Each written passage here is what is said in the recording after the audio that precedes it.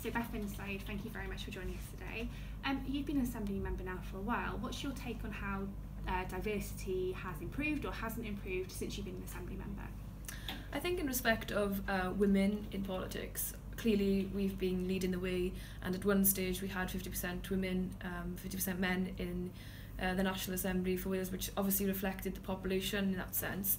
And I think you've seen the atmosphere and the way that we debate or discuss certain issues have come to the fore as a result of that, be it debates on gender, be it debates around childcare and such. But, you know, obviously women are not just interested in those issues, but sometimes it depends on women to bring those issues to the forefront. With regards to diversity on a wider level, I think we have still got a long way to go. I did the BBC programme The Hour from Swansea recently, and I was sitting behind young women from an ethnic minority background, and they were saying, well, it is great to have so many women in the National Assembly for Wales, but the diversity of those women are not something that we can identify with. And I think, you know, if we want to represent all of society effectively, then people have to see their role models or see their lives reflected back at them, and those women, clearly we're not seeing them. The same issue is to do with disability and potentially other minority groups, and we need to try and better reflect that for the sake of everyone in Wales, really, to give everybody the chance to debate things that may not be debated or discuss topics that may not be discussed otherwise. There's been a lot of talk lately about measures that can be taken to make sure that the Assembly is more reflective of society, and I think there's been some recommendations from the expert panel. What do you think the Assembly can do, and what can parties do to make sure that that does happen?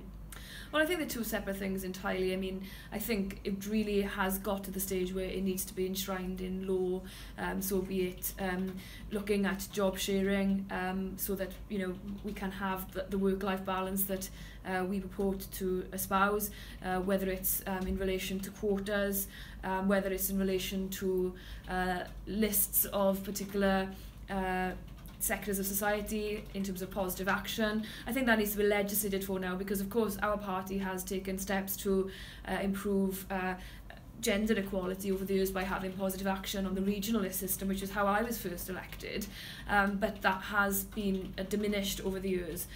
Labour has its own policies as well. I personally don't think that I would have got where I have got to without those positive action measures.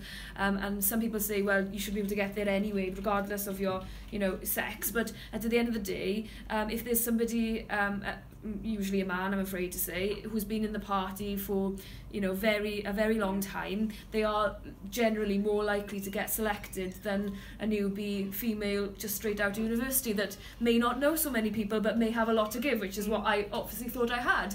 But, you know, that doesn't happen across the board in parties, and, you know, wouldn't it be unfortunate therefore then to not see, you know, new younger people coming through if they're not supported in these mechanisms.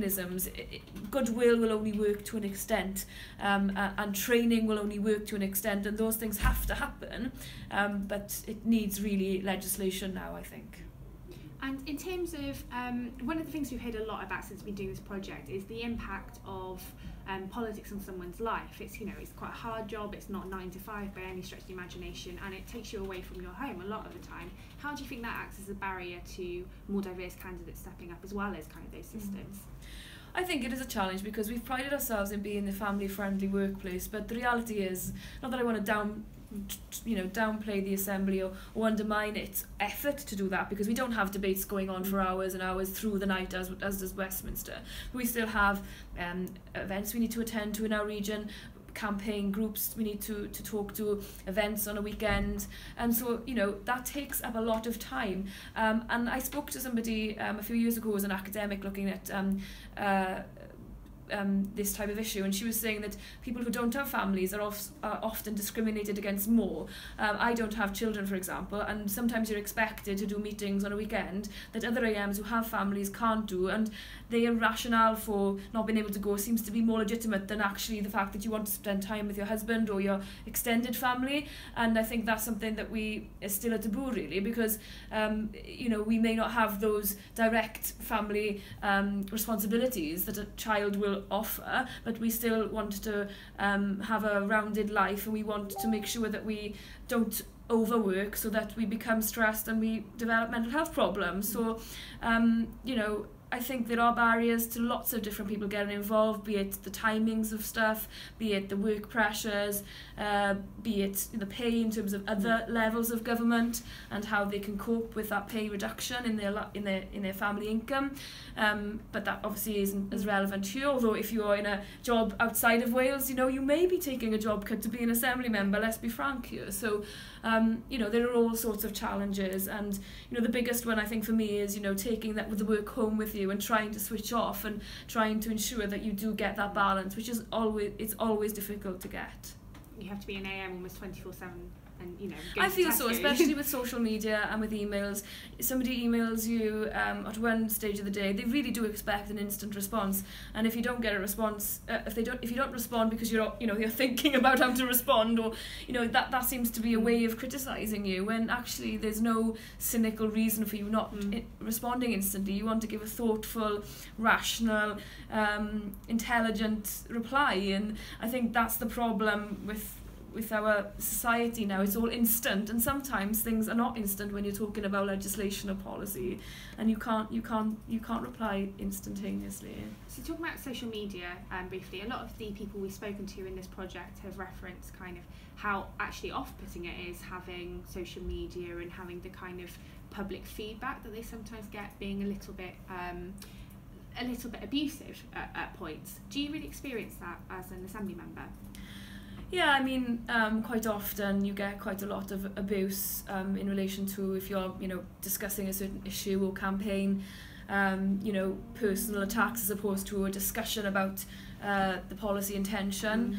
And once you go down the personal attack route, then it undermines the arguments that you're trying to have. I'll debate with anybody if they want to attack the rationale. For example, we've campaigned against the prison in Talbot recently, and there are some people in the area that really did want the prison, and they, you know, have, you know, good arguments for it. But then there are others a part of that campaign that they will just attack you personally and say that, you know, I'm throwing the jobs away from the area, when, you know, I A, don't have responsibility for the decision, and B, you know, it's really not, you know, an attack that should be directed at me anyway. It should be for the Ministry of Defence or Ministry of Justice, or for the Welsh Government. So it saddens me that that's what debate goes into straight away sometimes, and I try to not engage in a lot of those types of discussions, because you feel like you're on a losing battle, but then sometimes you feel you have to intervene to say, well, actually, this is not appropriate for you to be talking like that. And since I've got married to somebody from India, I've experienced perhaps more sort of racial attacks in their tone that I've never obviously experienced before. And so, you know, you have to deal with that as well, because, you know, do you report those types of things, or do you just accept it, saying, well, actually, I don't want to become a victim, or then are you part of the problem because you're not reporting them? And I think, you know, it's a difficult position to be in as an elected representative, because I don't want to be sort of, you know, saying, oh, woe is me, you know, look at the abuse I'm getting, because I don't feel that goes down well with the public either. But there again, we are humans, and if somebody does attack us and it is verging on abuse, then you feel you have to do something about that. I think one of the things that is really difficult for me understanding this is what we can do about it. Social media is obviously quite a new phenomenon in terms of kind of how things have changed over the past decades, and I don't think we've quite understood how to regulate them and how to make sure that the conversations we have on there are healthy. I mean, where do you start with that?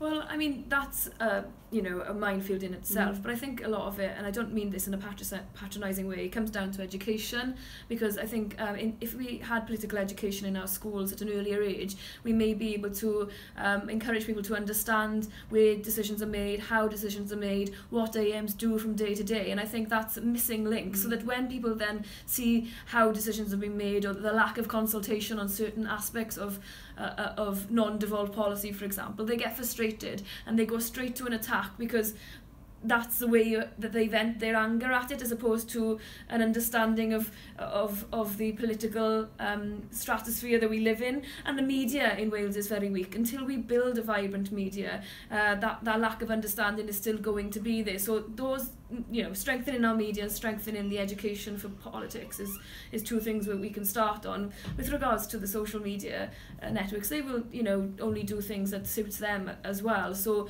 I understand that they've taken Tommy Robinson's tick away from him on Twitter to try and delegitimize his authority, but he's out there now and he's speaking to a cohort of people, and we really need to find mechanisms that work to report them to those social media outlets, as opposed to going straight to the police. There has to be a middle way, I think, because a lot of people won't want to go to the police straight away to record that complaint. But what it is, I don't know. We need to have a wider discussion. So final question, what would you like to see change in the Assembly in terms of diversity over the next Assembly term, for example? Well, I'd like to see the proposals put in place that have come from the document led by Lord McAllister. I think it won't happen in this Assembly term so much, but in future Assembly terms we need to change legislation so that we can encourage more people from different backgrounds to stand, but also encourage more potentially paid interns from different backgrounds in the National Assembly for Wales, and give people from different walks of life more opportunity. We're currently doing we're going to start an inquiry in the Equalities Committee into more how we can encourage more diversity in local authorities, and I think when we talk about diversity, we always talk about ethnic minorities and disability, and I think that's important, but also you need to look at the other side of things, potentially why people who are businessmen or women are not getting involved, because they may again be taking a pay cut, or they may feel that if they get involved in a political party that may jeopardise their business prospects. So diversity is a big thing really, and I think it's not just for one sector of society to look at. It's a wider debate. There's no one answer, but I think to discuss it is something, and to come up with cross-party initiatives as well, because I don't think it'll work if there's only one political party pushing it either. So Bethan Sayed, thank you very much.